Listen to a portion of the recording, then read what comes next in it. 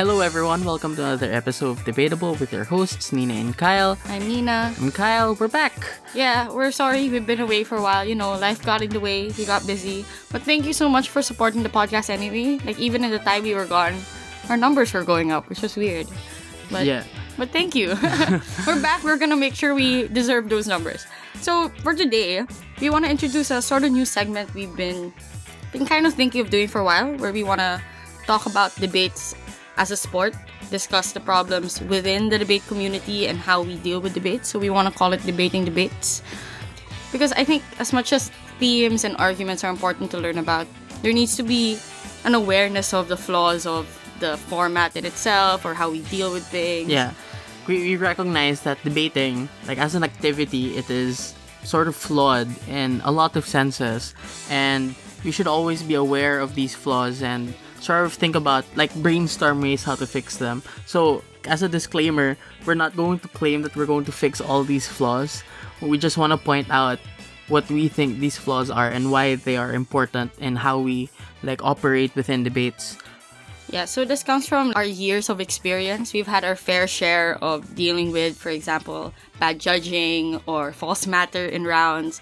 And I think it's worth bringing up, especially if you're new to debate and you may have been kind of still have a jaded view of what we do. It is flawed. There are many things that can go wrong. So just a reality check. Alright, so what we want to discuss for today is actually how much should matter in rounds. And I think this is appropriate given that we just talked to you recently about matter loading. So we want to talk about how do you properly use it, and is it currently properly used? To be fair, in the matter loading episode, we're talking about how, like, the tips and tricks as to how you can get matter and why matter is important in a debate.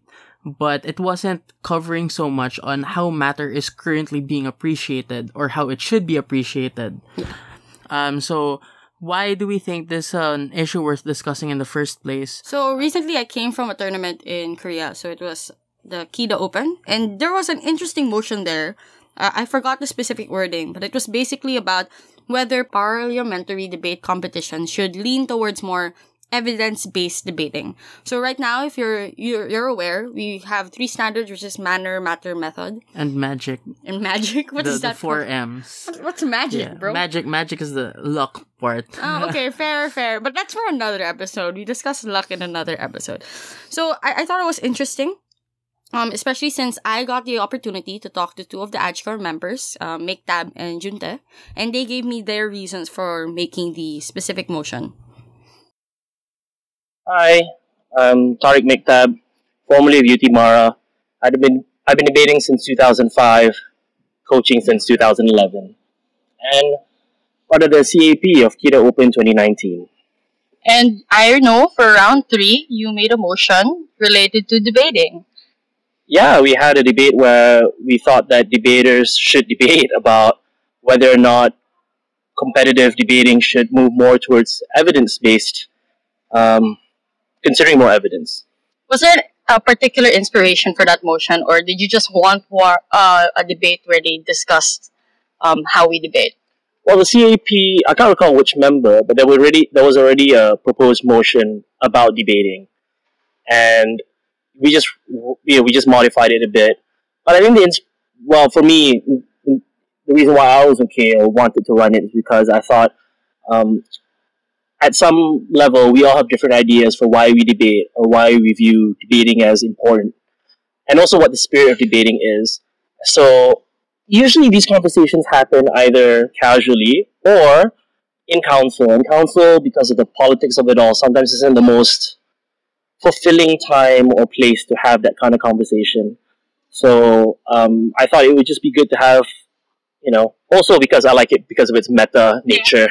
So hi, I'm Junta. I'm a member. I'm one of the 2 CAs of this Kida Open alongside Weimar. You should ask me a question, or should I just... Yes, so in round 3, you made a motion about debating. I wanted to ask, what was your inspiration, or do you have a particular side that you lean towards more? I came up with the idea of it originally as debating should abandon the average reasonable voter rule and use more expertise in judging. The reason for that was there was another tournament called Snood Ivy like a few weeks ago, and one of my closest friends called NC, he lost in the semis based on apparently not a blatant untruth that came from the opposing government, and he was and he wasn't able to respond to that. Ooh. And the judge apparently credited because although it wasn't factually true, it sounded reasonable. And then NC is a very very competitive person, and he started calling me and nagging me after week after week why the debating is like that, why it doesn't represent the reality. And that made me think if debating, we presume debating is about coming to new ideas or value judgment of the world, but if you can win or be more persuasive based on things that are reasonable, not truthful, doesn't that actually deter something from the essence of it? And I think that's the idea that started that debating motion.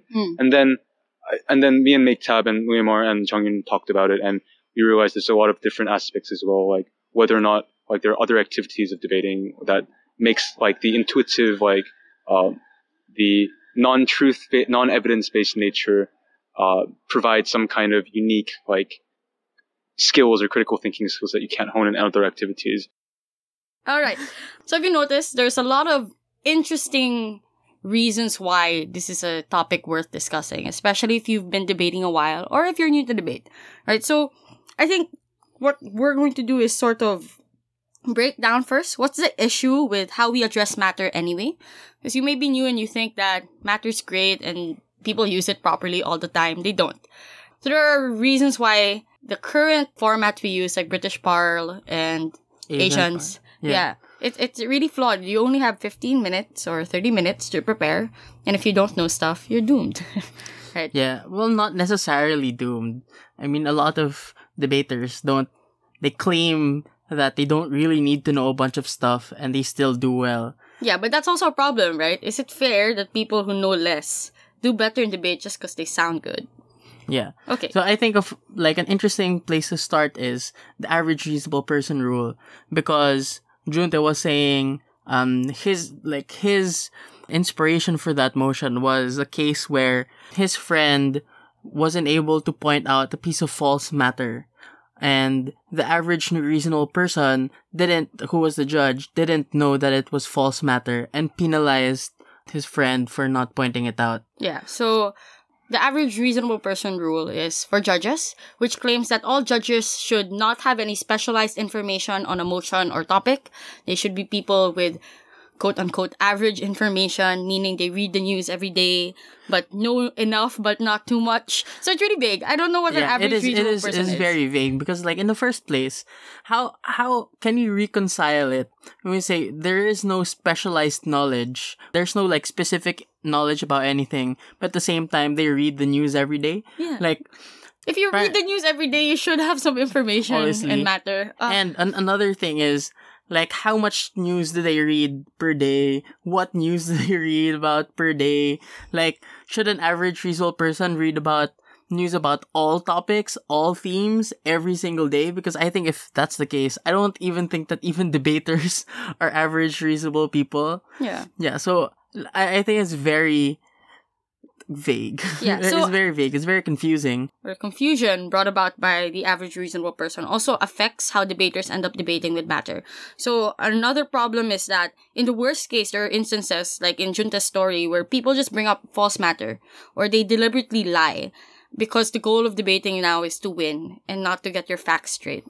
Ooh, we're foreshadowing the next episode. Yeah. Maybe this is the next episode. It's about winning debates, but yeah, you're right about false matter, because we know that the judge is supposed to be an average reasonable person, and the rule is there so that the judge won't be able to step into debates. It's much easier to justify, at least to yourself as an individual debater, to use false matter, because the assumption is even if you use false matter, the judge won't know about it. And because you also think that other people are average reasonable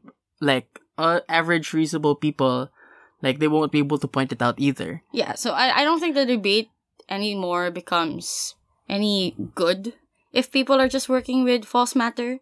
I would also say that I've had so many instances where it's also personally frustrating to encounter someone who's going to use fake matter in a round and try to get away with it. And then I'll correct it. And because the judge has no specialized information and no one in the room also has specialized information, Yeah, we don't they say know. it's a deadlock. It's a quote-unquote deadlock. Even if it shouldn't between be. what is true and what is not true. Yeah, and that's how Oh my fake God, that's news. crazy, yeah. That's how fake news is like perpetrated in Yeah, society. you have the true matter and you have the false matter, and then the judge will go like, I think it could go either way. Yeah. So I guess the proposal in the motion was to make sure both debaters and judges are no longer just average people. Like they have time to research or specialize so that the discussions become like fake news less, right? So that's I one guess. problem. So that's only the worst case though, if people deliberately lie. But let's assume people are great, people are nice, they still want to debate properly. There's still a lot of flaws with not having enough evidence. It leads to, for example, ignorance, which leads to just bad debates in general. My favorite example was... The West Bank one? Yes. So I'm my sorry, God, children.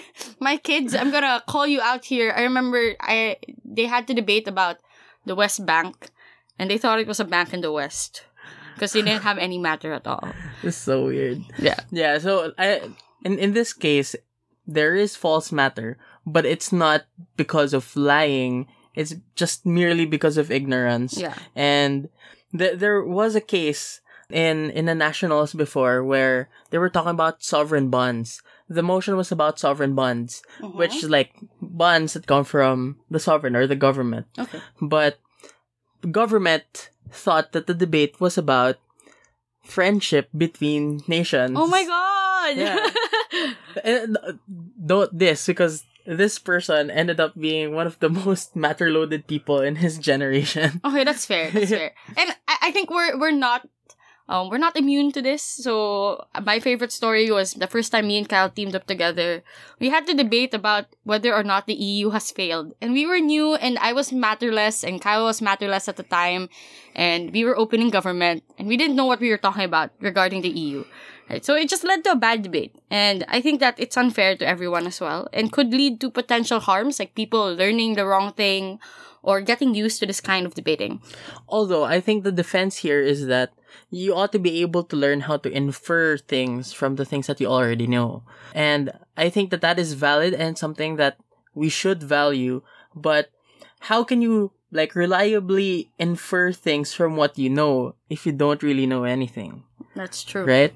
So, I also feel like another problem is because of the way that we treat matter, it's much easier to disregard or even outright dismiss matter just because it is something that an average reasonable person would likely not know about.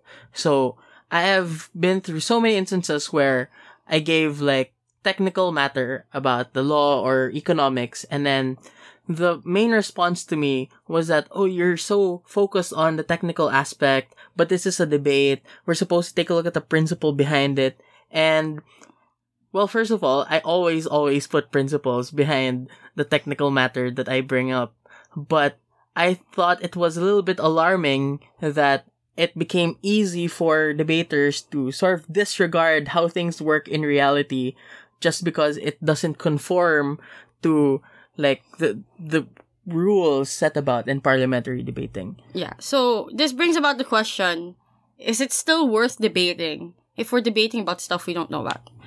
Right. And that's why I think that matter should matter a lot.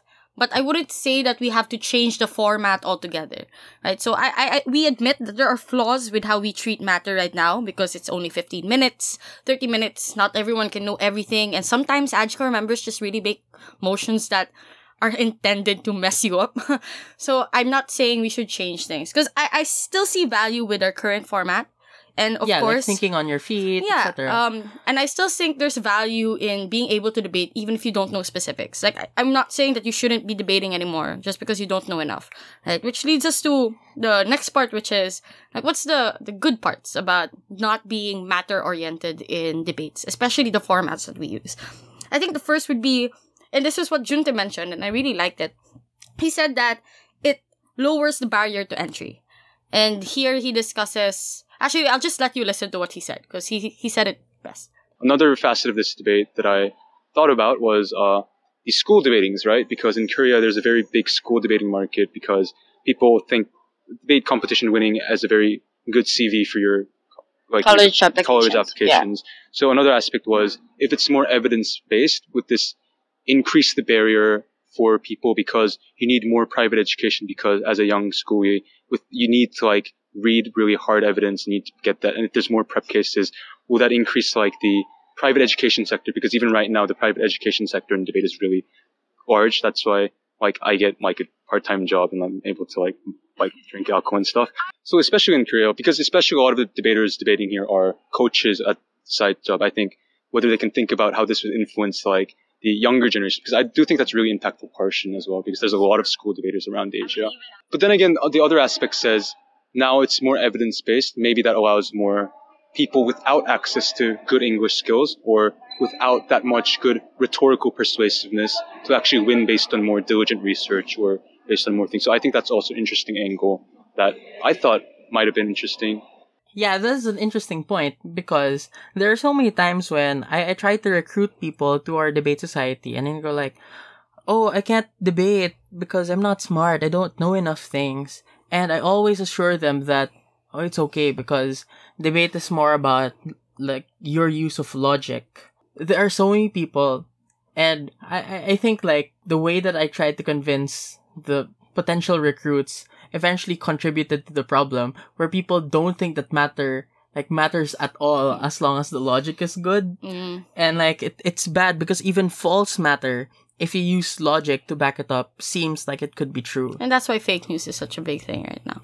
Yeah, but like a lot of the times, kasi fake news doesn't even use logic like at all. It's okay, maybe just here, but other countries at least try, you know? Yeah. But basically, it lowers the barrier to entry. It means that anyone can engage in these discussions. But besides just debaters joining more, I'd say the reason why this format is still pretty good is because it's easier for the audience to understand as well.